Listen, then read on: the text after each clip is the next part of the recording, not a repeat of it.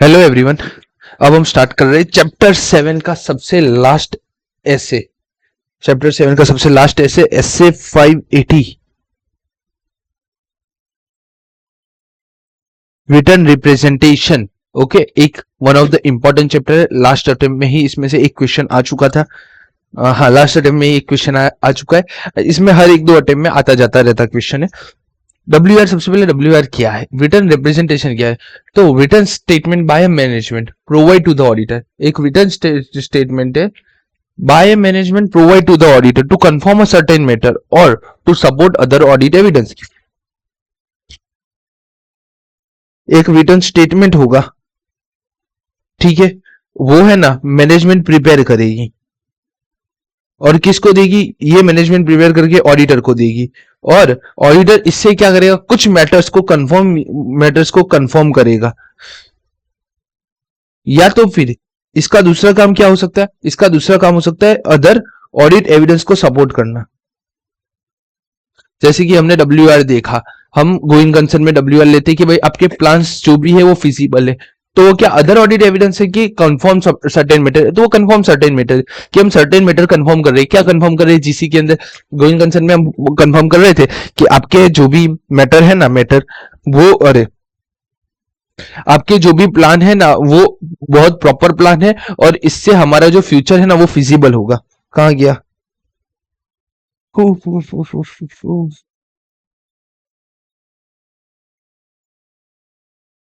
ये रहा, requesting a written representation plan for the future action. भाई आपके फ्यूचर के लिए कौन कौन से प्लान है, उसके बाद फिजिबिलिटी ऑफ दिस प्लान, इस प्लान की फिजिबिलिटी क्या है वो सारी यहाँ पे शो होती है। तो ऐसे हम, ये क्या हुआ, ये सर्टेन मैटर हुआ। अब अदर ऑडिट एविडेंस क्या होगा वो समझो।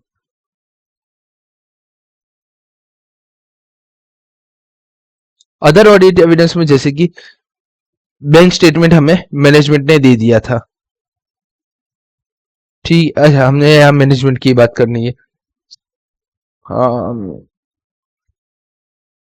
आगे एग्जांपल निकाल आ ही जाएगा, वहां पे देख लेंगे अदर मैटर क्या होगी। ठीक है, तो पहले जीसी को कंफर्म करने के लिए, किसी चीज को कंफर्म करने के लिए रिटर्न रिप्रेजेंटेशन ले सकते, या फिर कोई एविडेंस आपने ढूंढा है, ऑडिटर ने कोई एविडेंस ढूंढा है, ऑडिटर ने कोई एविडेंस ढूंढा है और उस एविडेंस को सपोर्ट कर रहा है। जैसे कि हमने देखा था कि ऑडिटर ने एमयू मटीरियल, मैं भूल गया क्या, ये रहा, ये वाला written representation from management regarding uncorrected statement. हमने अनकरेक्टेड स्टेटमेंट ढूंढी, बाद में क्या बोला मैनेजमेंट और टीसीडब्ल्यू जी ने हमें बोला भाई ये जो भी मैटर है वो अनकरेक्टेड है, उनको अनकरेक्टेड रहने दो, इससे कोई भी है ना फिनेंशियल स्टेटमेंट में ज्यादा ही मटेरियल नहीं आएगी। तो हम क्या बोलते हैं भाई, आप हमें लिख के दो कि आप बिलीव करते हो कि effect of uncorrected statement are immaterial, ये हमें लिख के देना, मतलब कि ऑडिट एविडेंस मेरे पास था कि अनकरेक्टेड स्टेटमेंट है,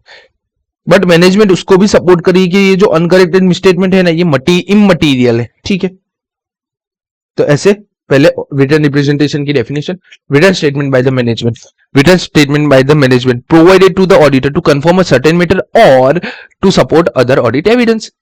written representation by management provide to the auditor to confirm certain matter और to support other audit evidence. ठीक है, written representation as a audit evidence, direct यही लाइन है ना, पूरी केस स्टडी होगी, पूरी केस स्टडी में लास्ट में ये लाइन दे के एक्सप्लेन करने को बोल देंगे, तो ये एक्सप्लेन आपको पूरा करना रहेगा कि भाई रिटर्न रिप्रेजेंटेशन को हम एज अ ऑडिट एविडेंस ले सकते हैं कि नहीं ले सकते। तो ऑडिट एविडेंस क्या होता है पहले तो वो समझाओ, ऑडिट एविडेंस क्या होता है पहले वो समझो। तो ऑडिट एविडेंस क्या होता है, all the information used by the auditor in arriving at the conclusion on which the auditor opinion is based. ठीक है, ऑडिट एविडेंस की डेफिनेशन में हम देखते हैं ऑडिट एविडेंस क्या है, वो सारी इंफॉर्मेशन, कौन सी सारी इंफॉर्मेशन जो ऑडिटर यूज करता है, किस लिए यूज करता है, arriving at the conclusion on which the auditor opinion is based, वो सारी इंफॉर्मेशन यूज करता है जिससे वो कंक्लूजन पे पहुंच पाए और अपना ऑडिट रिपोर्ट दे पाए। तो सबसे पहले उसको written representation as a audit evidence में, सबसे पहले ऑडिट एविडेंस क्या होता है वो बताओ, all the information used by the auditor in arriving the conclusion on which the auditor opinion based. ठीक है, अब written representation are necessary information, लिखो डब्ल्यू आर है वो एक नेसेसरी इंफॉर्मेशन है that the auditor required in connection with the audit of the entities financial statement.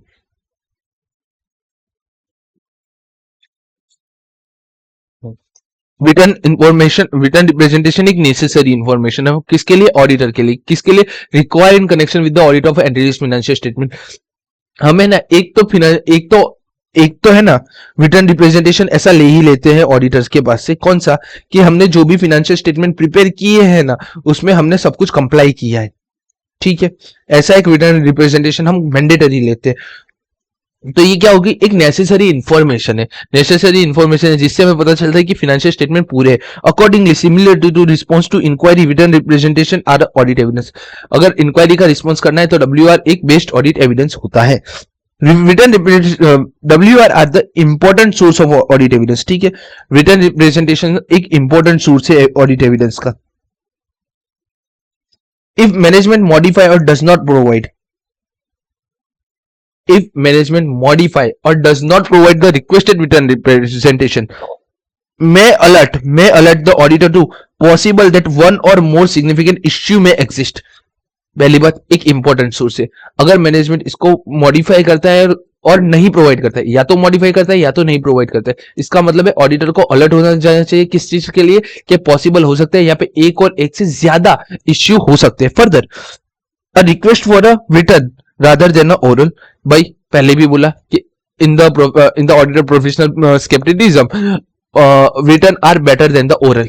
तो written representation में हम कौन सा रिक्वेस्ट करेंगे? भाई रिटर्न करो रादर देन और oral representation in may case may prompt management to consider such matter more regularly, thereby enhancing the quality of the representation। इतना भी लिखोगे कोई बात नहीं है। इसमें क्या लिखा है? रिक्वेस्ट करो रिटर्न की रादर देन ओरल। क्यों? अगर आप एक रिटर्न चीज ले रहे हो, मतलब कि मैनेजमेंट मुझे कुछ लिख के सही करके स्टैम्प कंपनी का दे रहा है, इसका मतलब है वो जो भी लिख रहा है ना, उसके लिए उसको है ना और सही से तकेदारी करके वो लिखेगा, ऐसे ही नहीं लिख देगा। ओरली वो कुछ भी बोल सकता है। रिटर्न में अगर कभी भी देना होगा तो वो तकेदारी करके एक एक चीज को 5 बार कंफर्म करने के बाद लिख के साइन करके मुझको देगा, जिससे क्या होता है? क्वालिटी ऑफ रिप्रेजेंटेशन एनहांस होती है। तो ऑडिट एविडेंस की डेफिनेशन दो, बोलो कि रिटर्न रिप्रेजेंटेशन एक नेसेसरी इंफॉर्मेशन है, बाद में बोलो एक important source of audit evidence है। अगर मैनेजमेंट मॉडिफाई कर डालता है या प्रोवाइड नहीं करता है requested written representation may alert auditor to the possibility one और more significant issue may exist. Further, a request for a written rather than oral and thereby enhancing the quality of the representation. All the written representation provide a necessary audit evidence. जो हमारा WR है ना, वो एक necessary audit evidence provide कर audit evidence do not provide a sufficient appropriate audit evidence.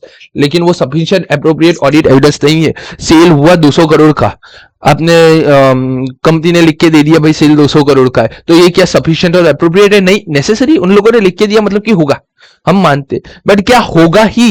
यही होगा, एक पॉसिबिलिटी ये होगा, बट क्या कंपलसरी 200 करोड़ का सेल होगा ही? नहीं होगा। सफिशिएंट और एप्रोप्रिएट ऑडिट एविडेंस लेने के लिए क्या करेंगे हम करेंगे भाई जीएसटी पे हमें एंट्रियां सारी दिखा दो, जीएसटी पोर्टल हम पूरा मैच कर लेंगे, जीएसटी का सेल मैच कर लेंगे, जीएसटी का परचेस मैच कर लेंगे, ठीक है। तो वो सफिशिएंट और एप्रोप्रिएट एविडेंस कभी भी नहीं दे सकता है on their own about any of the matter on which they deal. Furthermore, fact that the management has provide reliable written representation does not affect the nature or extent of the other audit evidence। अगर management reliable audit written represent दे देता है ना, तो अभी हमारा nature और extent change नहीं होगा अदर ऑडिट एविडेंस का। मतलब कि हमें जो ऑडिट एविडेंस लेने, सेल चेक करने के लिए जीएसटी चेक करना है तो करना ही है, ठीक है। अगर डेटर्स का कंफर्मेशन डेटर्स के पास लेना ही है तो हम डेटर्स से कंफर्मेशन लेंगे ही, ठीक है। Fact that management has provided reliable, अगर मैनेजमेंट 100% रिलायबल WRP दे देना, उससे हमारा नेचर और एक्सटेंट कभी भी चेंज नहीं होना चाहिए अदर ऑडिट एविडेंस का।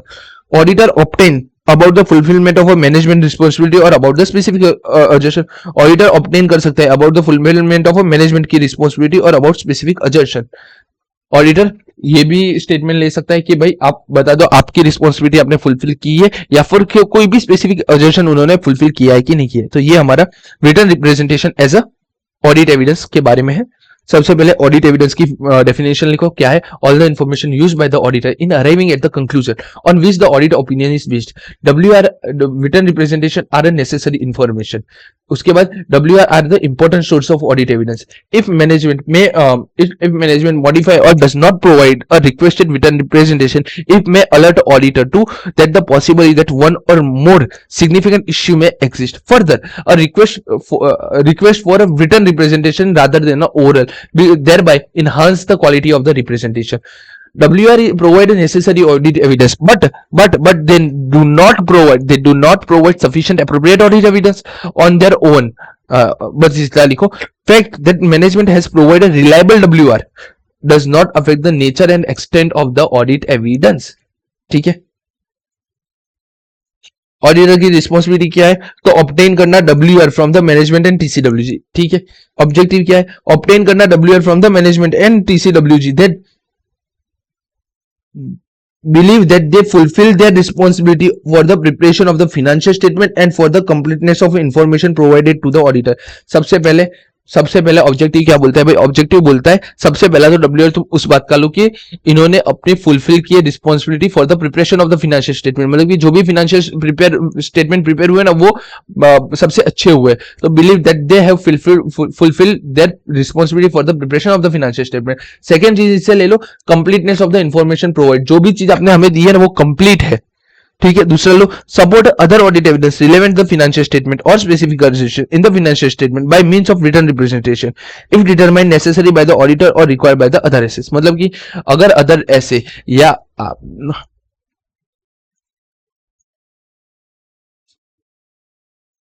सपोर्ट अदर ऑडिट एविडेंस, जो WR होता है वो सपोर्ट करता है अदर ऑडिट एविडेंस को। कैसे? फाइनेंशियल स्टेटमेंट के ऊपर आप ऑडिट एविडेंस WR ले सकते हो, स्पेसिफिक अजर्शन के ऊपर आप ले सकते हो WR। उसके अलावा किसी भी ऐसे में अगर WR लेने की बात की है तो आप उस ऐसे के लिए भी WR ले सकते हो। देखो, financial statement or a specific assertion in the financial statement by the means of WR if determined necessary by the auditor required by other ऐसे, अगर अदर ऐसे भी बोलते हैं तो WR ले लो। तीसरा ऑब्जेक्टिव क्या है? Response appropriately to WR provided by the management. अगर WR हमें मिला है मैनेजमेंट या TCWG से तो उसमें हमें अप्रोप्रिएटली रिस्पॉन्स करना चाहिए। और if management or TCWG do not provide WR requested by the auditor, ठीक है, दोनों चीज में हमें रिस्पॉन्स करना चाहिए। अगर वो लोग हमें देते हैं तो जो दिया है उसके ऊपर रिस्पॉन्स करो, मतलब कि पहला है response appropriately to the written representation और दूसरा है response appropriately when management or TCWG does not provide a WR requested by the auditor. मतलब कि हमें दोनों केस में रिस्पॉन्स करना है, हमने मांगा है और उन्होंने दिया है उस पर भी और हमने मांगा है और वो लोग नहीं दे रहे उसके भी ऊपर भी हमें रिस्पॉन्स करना चाहिए। तो फटाफट देख लेते। देखो ये समरी है। सबसे पहला क्या है? ऑब्टेन WR किसके लिए? फाइनेंशियल स्टेटमेंट और कंप्लीटनेस के लिए। सपोर्ट करता है अदर एविडेंस को, फाइनेंशियल स्टेटमेंट एंड असर्शन और उसके अलावा कोई स्पेसिफिक एसेस बोलते हैं तब। और रिस्पॉन्स अप्रोप्रिएटली कहां पे? अगर रिटर्न रिप्रेजेंटेशन प्रोवाइड हुआ है बाय मैनेजमेंट और request do not provide by the management.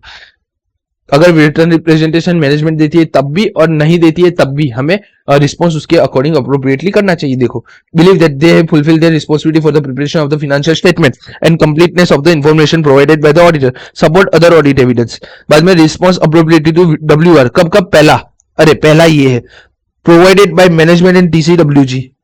WR provided by management in TCWG or does not provide a WR requested by the auditor. From whom written representation request? पहली चीज, WR हमें किससे request करना चाहिए? तो WR किससे request करना चाहिए? Appropriate responsible for the statement. The auditor shall request WR from management. पहली बात, हम WR किससे लेंगे? मैनेजमेंट से। मैनेजमेंट में भी किससे? जो रिस्पॉन्सिबल है for the preparation of the financial statement, appropriately responsibility for the financial statement and knowledge of the matter. मतलब कि मैनेजमेंट से लेंगे हम WR। मैनेजमेंट में से भी किससे लेंगे? जो फाइनेंशियल स्टेटमेंट के लिए रिस्पॉन्सिबल है और जिसके पास सफिशिएंट नॉलेज है। WR related to fulfilment of management responsibility और other audit evidence relevant to the financial statement one और मोर। ठीक है, वही लिखा है सब कुछ कि भाई हम किससे लेंगे? मैनेजमेंट से लेंगे। और कैसे लेंगे? जो फाइनेंशियल स्टेटमेंट के लिए रिस्पॉन्सिबल है और जिसके पास नॉलेज है। नॉलेज, फाइनेंशियल स्टेटमेंट की रिस्पॉन्सिबिलिटी किसी और के पास हो सकती है और नॉलेज भी किसी और के पास हो सकती है, दो डिफरेंट व्यक्ति हो सकती है। भाई इसके पास सारी नॉलेज नहीं हो सकती है, हमें स्पेसिफिक अजर्शन के लिए चाहिए अकर्नेंस, ऑकर्नेंस या तो फिर वैल्यूएशन के लिए कुछ चाहिए। अब वैल्यूएशन के लिए चाहिए तो कोई असेट वैल्यूएट किए, रीवैल्यूएट किए, तो रीवैल्यूएशन के लिए मुझे रजिस्टर, अरे रीवैल्यूएशन का जो वर्क करता है ना उसके पास जाना पड़ेगा, क्योंकि नॉलेज तो उसके ही पास है ना। ऐसे जो रिस्पॉन्सिबल है फाइनेंशियल स्टेटमेंट के लिए, या तो फिर जिसके पास नॉलेज है उससे हम मांगेंगे। WR management responsibility, written representation. देखो अब सब है ना बहुत पुराना चैप्टर 1-2 में पढ़ते हैं, वो सारी चीजें आ रही है। अगर मुझे मैनेजमेंट रिस्पॉन्सिबिलिटी का WR लेना है तो हम किस किस चीजों के लिए लेंगे? तो preparation of the financial statement, तो auditor shall request management to provide a WR that he had fulfilled its responsibility for preparation of the financial statement in accordance with the applicable FRF, including where relevant the fair presentation। ठीक है, इतना सब नहीं याद रखना है, पहला आप याद रखो इतना, इतना बहुत है। सबसे पहला मुझे preparation of the financial statement के लिए WR चाहिए, तो वहां पे मैं क्या करूंगा? ऑडिटर से request management to provide a WR regarding fulfil its responsibility for preparation of the financial statement in accordance with applicable financial reporting framework. ठीक है, due to its responsibility for preparation and presentation of the financial statement and is responsible for conduct the entity's business, management would be expected to have a sufficient knowledge of the process followed by the entity preparing and presenting the financial statement and the assertion there on which based the WR। जो भी WR हम मांग रहे हैं उसमें उनकी responsibility क्या होगी? जो भी प्रिपरेशन कर रहा है ना उसके पास एंटिटी का पूरा नॉलेज होगा, सफिशिएंट नॉलेज होगा, किसका? प्रिपेयर एंड प्रेजेंटेशन करने का, फाइनेंशियल स्टेटमेंट का, साथ ही में उसको असर्शन का भी नॉलेज होना चाहिए। In some case however management may decide to make a inquiry of others, 3 marks में पूछ सकते हैं। In some case, however, management may decide makes an inquiry to other who participate in preparing and presentation the financial statement। कई बार क्या होता है, एक बंदा पूरा का पूरा फाइनेंशियल स्टेटमेंट नहीं कर सकता। मैंने बात की कि असेट का रिवैल्यूएशन किया तो वहां पे रिवैल्यूअर आता है। अब रिवैल्यूअर जब आएगा, जिसको एक्चुअरी बोला जाता है, अब जब भी एक्चुअरी आएगा या स्टाफ इंजीनियर आएगा या इंटरनल काउंसिल आएगा, तो मुझे क्या उनको भी लेना चाहिए अपने इस WR के अंदर? यस, उनसे भी मुझे WR लेना चाहिए। एज ए मैनेजमेंट की बात कर रहा हूं, तो मैनेजमेंट क्या करेगा? उनसे इंक्वायरी करेगा जो भी प्रिपरेशन और प्रेजेंटेशन फाइनेंशियल स्टेटमेंट में होंगे उनके, और उनसे WR लेगा और वो WR हमें देगा। तो in some case however management may decide to make an inquiry of others who participate in the preparing and presenting the financial statement and assertion, including the individual who have a specified knowledge relating to the matter about which written representation are requested, such individual may include। ये तीनों याद रखना पड़ेगा। ठीक है, सबसे पहला actuary, second staff engineer और थर्ड इंटरनल काउंसिल। एक्चुअली किसके लिए रिस्पॉन्सिबल है? तो actually responsible actuarial determine accounting measurement. Actually आता है अकाउंटिंग मेजरमेंट को डिटरमाइन करने के लिए। स्टाफ इंजीनियर मूव में है responsible for and specialize knowledge about environmental liability measurement. ठीक है, स्टाफ इंजीनियर जो होता है उसका काम क्या होता है? एनवायरमेंटल लाइबिलिटी ऑफ मेजरमेंट उसका काम देखने का होता है, तो वो उसके लिए रिस्पॉन्सिबल होता है। उसके अलावा internal counsel may provide information essential to the provision for a legal claims. ठीक है, इंटरनल काउंसिल है मतलब कि लीगल काउंसिल है, तो वो लीगल क्लेम्स और उसके बारे में बताएगा। इन सम केस मैनेजमेंट में include the WR qualifying language that effect the representation are made to the best of its knowledge। ठीक है, वो क्वालिफाइड लैंग्वेज यूज कर सकता है, क्योंकि है ना मल्टीपल लोग होते एक प्रिपरेशन प्रेजेंटेशन, तो वो क्वालिफाइड लैंग्वेज यूज कर सकता है। कैसी? कि जो हम रिप्रेजेंटेशन दे रहे हैं वो हमारी नॉलेज में सबसे बेस्ट है और हम बिलीव करते हैं कि ये सही है। ठीक है, जनरली ऐसा ही होता है, क्योंकि समझो हर चीज का असेसमेंट कर पाना मैनेजमेंट की, हम अगर 100% ऑडिट नहीं कर पा रहे तो क्या हर चीज का रिप्रेजेंटेशन क्या मैनेजमेंट लेके आ सकती है? नहीं लेके आ सकती। इसलिए वो क्या लिखती है? क्वालिफाइड लैंग्वेज लगती है कि हमारी नॉलेज में ये बेस्ट WR है और हम बिलीव करते हैं कि ये सबसे अच्छा है। तो देखो कौन सी क्वालिफाइंग लैंग्वेज है। Effect the presentation are made to the best of its knowledge and belief. It is reasonable for the auditor to accept such wording in the auditor to satisfy the representation are being made by those appropriate responsible and knowledge of the matter include the representation. To reinforce the need management to make informed representation, the auditor may request the management include the written representation confirmation that he has made such an inquiry as it। ठीक है, तो यहाँ पे हम qualified language भी use कर सकते हैं, इतना ही आप जानो, ज्यादा जानने की जरूरत नहीं। अब दूसरा मुझे मैनेजमेंट से दूसरा क्या चाहिए? देखो पहला मुझे चाहिए preparation of the financial statement, उसमें ये पैरा याद कर लो, ज्यादा से ज्यादा हो सके ये पैरा याद कर लो, बहुत है। उसके बाद ये information provide and completeness of a transaction, कि आपने मुझे जो भी इंफॉर्मेशन प्रोवाइड की है उसके बारे में, और जो भी ट्रांजेक्शन है वो कंप्लीट है, ठीक है। The auditor shall request the management to provide a WR that it has a provide auditor with all relevant information and access as agreed in the terms of the audit engagement. Audit engagement में हम बोलते हैं ना कि भाई मैं तेरे internal entity में से मैं किसी से भी कोई भी इंक्वायरी कर सकता हूं, मुझे सारे बुक्स ऑफ अकाउंट का एक्सेस रहेगा, तो ऑल रिलेवेंट इंफॉर्मेशन जो भी हमने एंगेजमेंट के वक्त तय की होगी, और all transaction have been recorded and reflect in the financial statement, मतलब कि बुक्स ऑफ अकाउंट कि भाई जितने भी ट्रांजेक्शन आप रिकॉर्ड हुए हैं और उसके रिफ्लेक्ट किए फाइनेंशियल स्टेटमेंट में, सारे के सारे ट्रांजेक्शन की मुझे इंफॉर्मेशन चाहिए, बस बहुत हो गया इतना।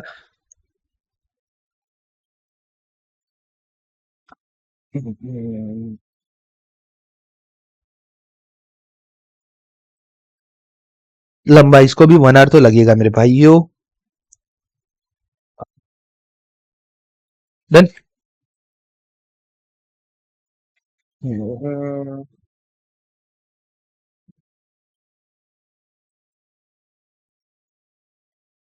अब मैनेजमेंट से डब्ल्यू आर लेना इंपॉर्टेंट क्यों है, क्यों क्यों लेना चाहिए डब्ल्यू आर, क्यों नेसेसरी है?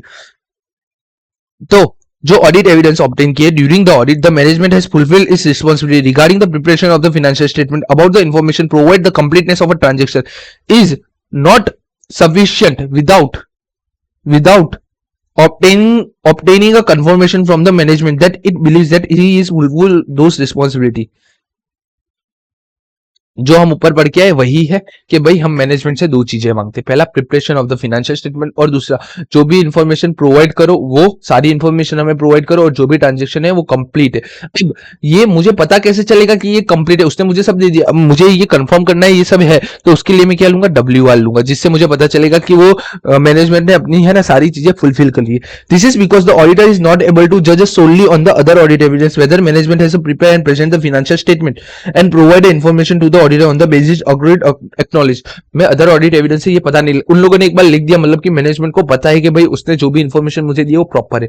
मैं सिर्फ ऑडिट एविडेंस के दम पे ये नहीं फुल बता सकता हूं कि मैंने हर चीज मैंने तैयार की है, कि जो भी मैंने चीजें मैंने जो भी ऑडिट एविडेंस ऑब्टेन किए हैं उससे मैं ये नहीं बता सकता हूं कि जो भी फिनेंशियल स्टेटमेंट प्रिपेयर हुए हैं ना वो fully prepare and presentation proper way में हुए, सारी इंफॉर्मेशन उससे में कंटेन करती है, उसके लिए तो मुझे डब्ल्यूआर लेना पड़ेगा। तो ठीक है, पहला क्या लिखो? Audit evidence about during the audit management has fulfil its responsibility. कौन कौन सी responsibility? Preparation of the financial statement about the information provided,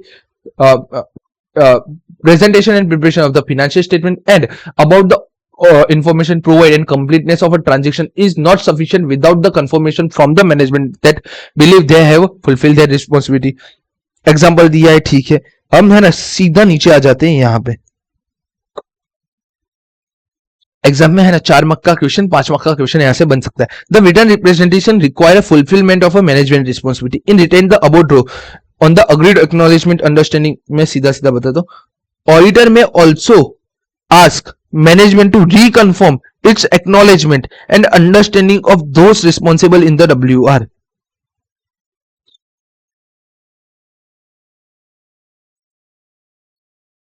तो क्या हो सकता है, कई बार हम मैनेजमेंट को क्या बोलेंगे कि आप रिकन्फर्म करो और एक्नॉलेजमेंट करो कि हमने जो भी बातें की थी वो आपने आपको पता है, या अंडरस्टैंडिंग ऑफ दोस रिस्पॉन्सिबिलिटी।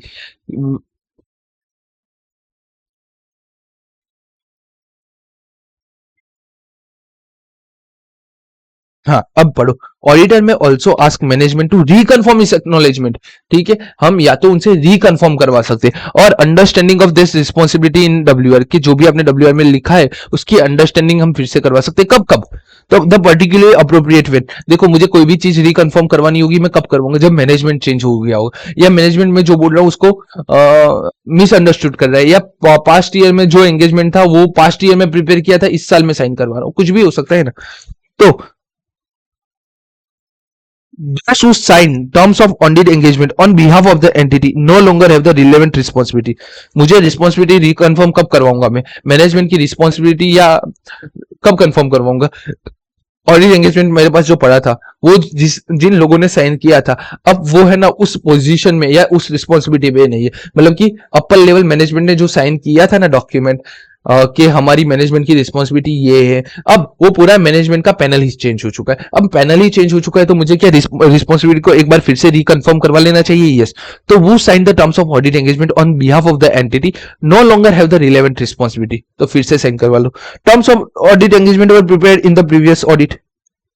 भाई हमने ऑडिट एंगेजमेंट प्रीवियस ईयर बनाया था, इस साल कुछ कुछ चेंज करके नया ऑडिट एंगेजमेंट भी हम साइन करवा सकते। बहुत सारी कंपनियां हर साल अपना ऑडिट एंगेजमेंट साइन करवाती है, भले ही कोई भी चेंज ना हो, क्योंकि वो ऐसा मानती है कि भाई ये पास्ट प्रीवियस ईयर में साइन हुआ था, इस साल का फिर से हम ऑडिट एंगेजमेंट साइन करवाते। तो terms of audit engagement work prepared in the previous year, ठीक है। Any indication that management misunderstood those responsibility, भाई मैं कब किसी को उसकी रिस्पॉन्सिबिलिटी फिर से याद करवाऊंगा, ये रिकन्फर्म करवाऊंगा कि भाई उसकी जो रिस्पॉन्सिबिलिटी थी ना वो मिसअंडरस्टैंड कर रहा है। Management misunderstand those responsibilities and change in circumstances, ये तो हर जगह चलेगा कि भाई कोई भी सर्कमस्टांस चेंज हो गया यार याद दिलवा दो। तो चार जगह पे ऑडिटर अपना है ना काम फिर से करवाएगा, या ऑडिटर है ना मैनेजमेंट को रिकन्फर्म करवाएगा। कब? जब वो साइन द पहला फर्स्ट वो sign the terms of audit engagement on behalf of the entity, no longer the relevant responsibility. Terms of audit engagement prepared in the previous year. बाद में management misunderstood those responsibilities, change in circumstances, ठीक है। Description of the management responsibility in the WR, management की responsibility description 4.87 पढ़ लेना, 3 line है, आपको पता चल जाएगा। अदर डब्ल्यूआर, हम अदर डब्ल्यूआर भी मांग सकते हैं। कौन कौन से अदर डब्ल्यूआर मांग सकते हैं? मैं ऊपर का है ना नहीं पढ़ रहा हूं, सीधा सीधा कौन कौन से रिप्रेजेंटेशन इंक्लूड होते हैं। मैं include a representation about the following, अगर वहां पे पूछेंगे तो डायरेक्ट यही पूछेंगे, ऊपर का जंक नहीं पूछेंगे कि अदर डब्ल्यूआर हम कौन कौन से मांग सकते हैं। तो आपने जो selection and application of accounting policy किया है वो अप्रोप्रिएट है, ठीक है। जो भी सिलेक्शन और एप्लीकेशन ऑफ अकाउंटिंग पॉलिसी ना वो प्रॉपर है। Whether matter such as the following, whether relevant under the applicable financial reporting framework have been recognised, measure and present और disclose in the disclose accordance with the framework. एक और चीज हम confirm करवा सकते हैं कि जो भी हमारा एप्लीकेबल फाइनेंशियल रिपोर्टिंग फ्रेमवर्क है ना, वहां पे हमने रिकॉग्निशन, मेजरमेंट, प्रेजेंटेशन और डिस्क्लोजर वो फ्रेमवर्क के हिसाब से किया। अब उसके अंदर liabilities both actual and contingent, ठीक है। टाइटल 2 और control over asset, the leans और इनकम्बरेंस ऑन द असेट, ठीक है। हर टाइटल किसी और के पास हो सकता है, हम यूज कर रहे हैं। असेट का कंट्रोल किसी और के पास हो सकता है। जो हमारे पास चीज है वो लीन की, तो उन सब की जो भी फ्रेमवर्क है, फाइनेंशियल फ्रेमवर्क है, उसके अकॉर्डिंग ही हमने रिकॉग्नाइज, मेजर, प्रेजेंट और डिस्क्लोज किया है फाइनेंशियल स्टेटमेंट के अंदर। Aspects of law and regulation and contractual agreement that may affect the financial statement, ऐसे ऐसे लॉ एंड रेगुलेशन या कॉन्ट्रैक्चुअल अग्रीमेंट जो अफेक्ट करते हैं फाइनेंशियल स्टेटमेंट को। प्लान्स और intention that may affect the carrying value और classification of asset and liability, इन सब चीजों का आप अलग से भी अदर डब्ल्यूएल ले सकते हो, ठीक है। 4.10 एक इंपॉर्टेंट चीज है। When obtaining evidence about or evaluating or judgment and intention that auditor may consider one or more following, जब भी हम WR हमारे पास है, हमें कुछ एविडेंस मिले, उसको हम इवेल्यूएट कैसे करेंगे, जज कैसे करेंगे, इंटेंशन कैसे करेंगे। देखो डब्ल्यूआर तो दे दिया, डब्ल्यूआर सच्चा भी हो सकता है, झूठा भी हो सकता है। वो मैं कैसे पता करूंगा भी डब्ल्यूआर सच बोल रहा है नहीं बोल रहा है। तो सबसे पहले एंटिटी की past history in carrying out its intention, भाई पास्ट में इससे पहले हमने ऑडिट किया था, तब उन्होंने जो भी डब्ल्यूआर दिया था ना सही दिया था, मतलब कि इस बार भी जो दिया होगा वो ऑलमोस्ट सही ही होगा, ऐसा मैं मान सकता हूं, ठीक है। तो एंटिटी की पास्ट हिस्ट्री क्या है इंटेंशन के regarding. Entity's reason for choosing a particular course of action, entity ने अपना कोई भी है ना अकाउंटिंग पॉलिसी चीज किया है, क्यों किया है? प्रॉफिट ज्यादा दिखाने के लिए, प्रॉफिट कम दिखाने के लिए, या इंडस्ट्री के नॉर्म्स बोल रहे थे उस वजह से किया है। तो एंटिटी का रीजन जानो, जो भी डब्ल्यूआर में उन लोगों ने लिख के दिया होगा कि ये पॉलिसी तो क्यों किया है। Entity's ability to pursue specific course of action, entity कोई स्पेसिफिक कोर्स ऑफ एक्शन ले रही, क्यों ले रही है, किसके लिए ले रही है, ठीक है। देन एग्जिस्टिंग और lake of any other information, अगर कोई भी इंफॉर्मेशन लेक करती है तो उसके बारे में पूछ लो, ठीक है। ये 4 पॉइंट है, कभी भी आ सकते, लिखा होगा direct. When obtaining evidence about और evaluating judgement and intention the auditor may consider one और मोर फॉलोइंग, जब भी हमें एविडेंस मिला, उसको मैं इवैल्यूएट करूंगा, जज करूंगा, या मुझे उसकी इंटेंशन देखनी है, तो मुझे यहाँ 4 चीजें लिखे, उसमें से किसी एक चीज का तो मिनिमम मुझे यूज करना पड़ेगा। एंटिटी के इंटेंशन देख लूं, एंटिटी का कोर्स ऑफ एक्शन देख लूं, एंटिटी का स्पेसिफिक कोर्स ऑफ एक्शन देख लूं, ठीक है, और कोई भी इंफॉर्मेशन मुझे नहीं मिले तो मैं एंटिटी से रिक्वेस्ट कर लूं,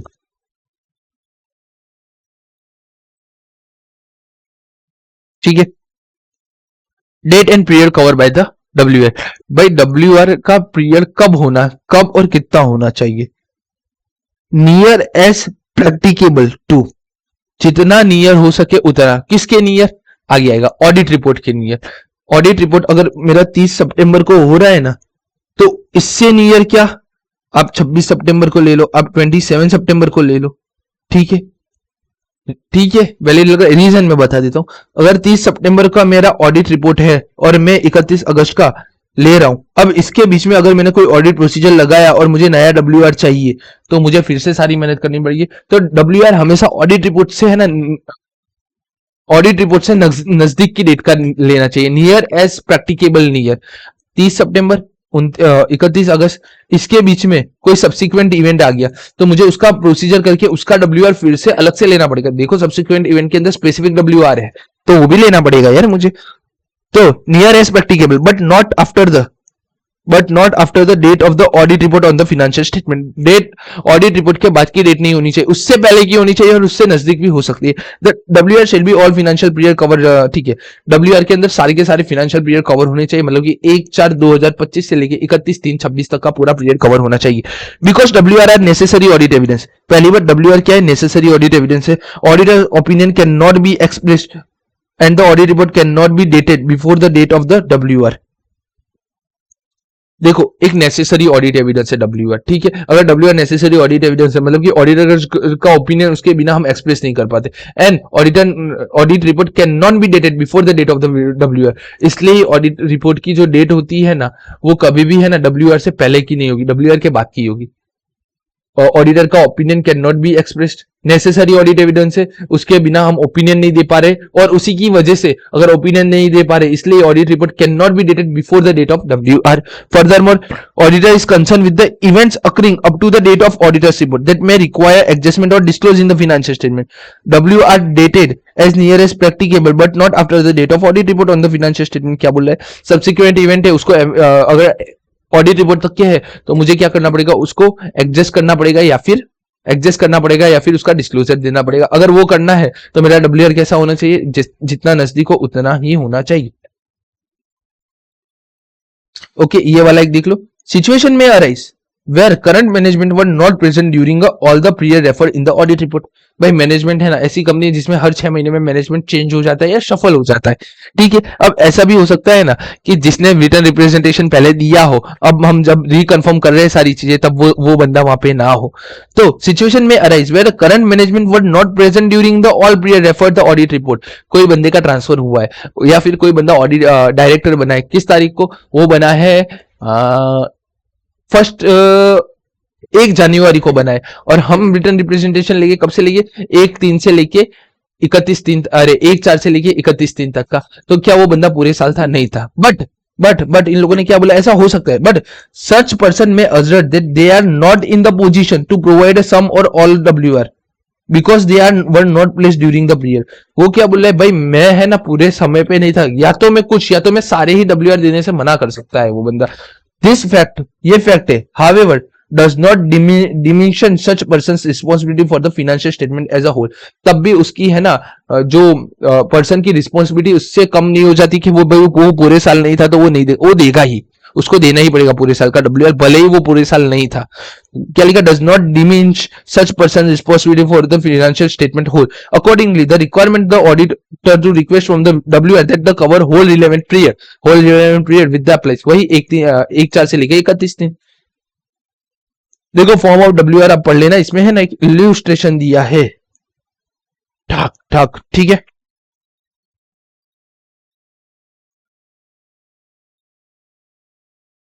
तीन चीजें बाकी है,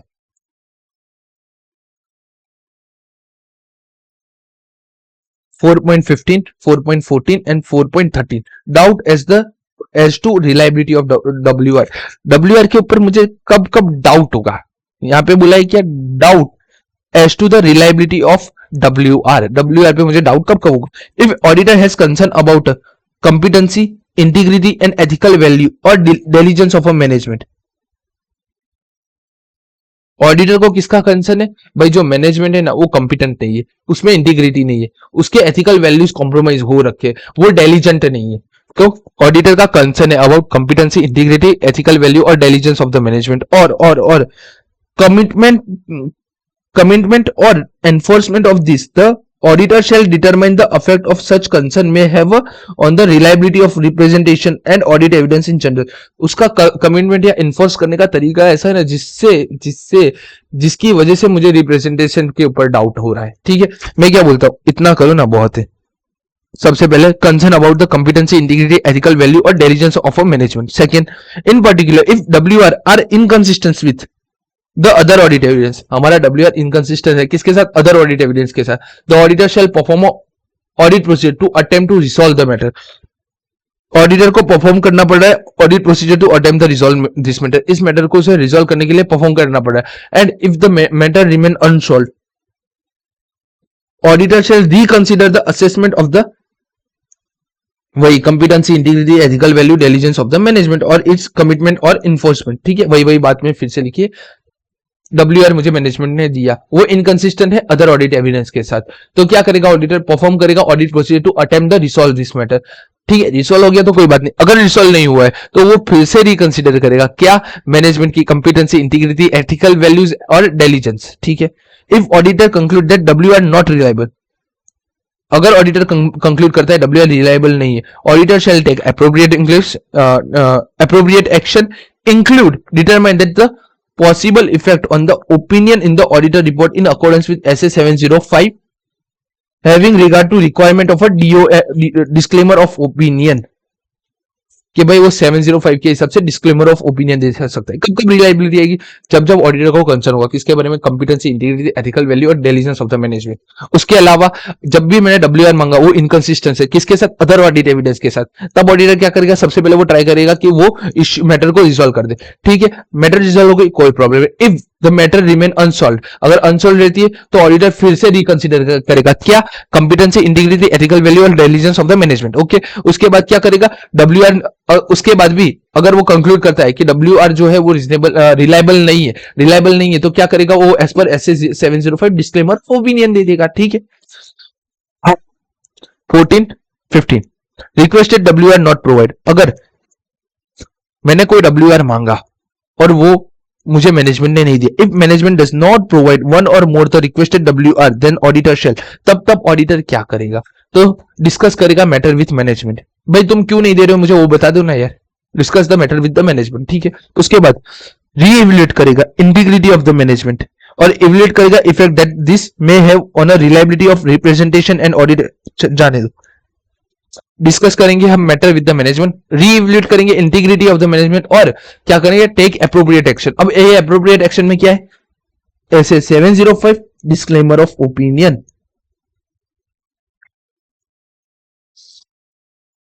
तीन चीज, अगर मैंने जो WR मांगा वो नहीं दिया तो मैं क्या करूंगा, डिस्कस करूंगा मैटर विथ मैनेजमेंट, रीइवैल्यूएट करूंगा, क्या रीइवैल्यूएट करूंगा, इंटीग्रिटी ऑफ मैनेजमेंट। उसके अलावा टेक अप्रोप्रिएट एक्शन, और वो एक्शन क्या होगा, effect on the opinion on the audit report in accordance with SA 705 having a regard the requirement of a disclaimer of opinion. Take appropriate action में SA 705 के हिसाब से मैं DOO दे दूंगा, डिस्क्लेमर ऑफ ओपिनियन। अब disclaimer of opinion में दे रहा हूं, in case of non reliability of WR about the management responsibility और फेलियर टू प्रोवाइड सच, मैं डिस्क्लेमर ऑफ ओपिनियन दे रहा हूं WR में। तो अब मुझे क्या करना चाहिए, तो the auditor shell disclaim an opinion on the financial statement in accordance with SA 705। If मैं कब डिस्क्लेमर ऑफ ओपिनियन दे सकता हूं, तो मैं दो केस में डिस्क्लेमर ऑफ ओपिनियन दे सकता हूं। Doubt about the integrity of the management such that the written representation about the management fulfilling its responsibility regarding the preparation of the financial statement and about the information provided, completeness, transaction are not reliable। क्या है, सबसे पहले auditor को conclude कर रहा है, auditor क्या conclude कर रहा है, doubt about the integrity of management. पहला तो भाई मुझे डाउट है मैनेजमेंट की इंटीग्रिटी पे। उसके अलावा जो भी हमने WR में मांगा था कि भाई तुम्हारी रिस्पॉन्सिबिलिटी फुलफिलिंग करोगे, responsibility presentation of the financial statement, information provide करोगे, कंप्लीट ट्रांजेक्शन करोगे, वो सब नॉट रिलायबल हो जाते। तब हम दिएंगे DOO, डिस्क्लेमर ऑफ ओपिनियन। और management does not provide the written representation relating the fulfilling the responsibility regarding the financial statement about the information provide and complain. पहला क्या बोल रहा है, पहला मुझे उनकी इंटीग्रिटी पे डाउट है कि उन्होंने जो भी मुझे स्टेटमेंट दिया है ना कि मैं अपना फाइनेंशियल स्टेटमेंट प्रिपरेशन करने का रिस्पॉन्सिबिलिटी फुलफिल करूंगा, इन्फॉर्मेशन दूंगा, कंप्लीटनेस दूंगा, वो रिलायबल नहीं है। मुझे उनकी इंटीग्रिटी पे डाउट है। दूसरा, वो लोग प्रोवाइड ही नहीं करे, WR वो लोग प्रोवाइड ही नहीं करे किस बारे में, fulfilling it's responsibility regarding the preparation of the financial statement and about the information provide the completeness of the transaction. ठीक है, इसी के साथ हमारा SF 580 यहां पे कंप्लीट होता है। ओके, मोर और लेस हमने हमारे 6 के 6 एसेस आज खत्म कर दिए। ठीक है, मतलब कि आपका चैप्टर 7 का पूरा रिवीजन यहाँ पे आज खत्म हो जाता है। ठीक है, मिलते हैं हम लोग नेक्स्ट लेक्चर में, देखते हैं उस टाइम पे हम कौन सा ऑडिट का चैप्टर उठाते हैं। ठीक है, चैप्टर 4 के भी हमने 1 या 2 एसेस अपलोड कर दिए, वो आप देख लेना। चैप्टर 7 के सारे एसेस देख लेना। ठीक है, चैप्टर ऐसे 7 10 to 8 to 10 marks, sometimes 12 marks तक का भी वर्थ रखता है। हो सकता है कि आप 2 क्वेश्चन देख पाओ आपके May 26 के अटेम्प्ट में। ठीक है, मिलते हैं नेक्स्ट लेक्चर में। बाय, तब तक के लिए लाइक शेयर सब्सक्राइब करना मत भूलना।